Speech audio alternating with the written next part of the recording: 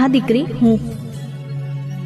તારા જીવનમાં દુઃખનો સમય આવી રહ્યો છે. માં, દશામાં અમારી કઈ ભૂલ થઈ છે? ના દીકરી, વિધાતાના લખેલા લેખ મુજબ દરેકના જીવનની ભાગ્યરેખામાં એક દુઃખની રેખા પણ હોય છે, અને એનું નામ છે પનોતી.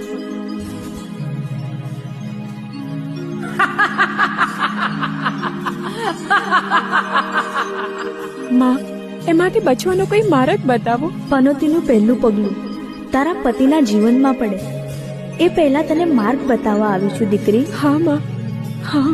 દીકરી, તારા દાગીના લે, એક કળશમાં મૂકીને એના ઉપર લાલ કપડું ઢાંકીને એને નાળા છડીથી બાંધી અને તારા બંગલાની બહાર દાટી દેજે.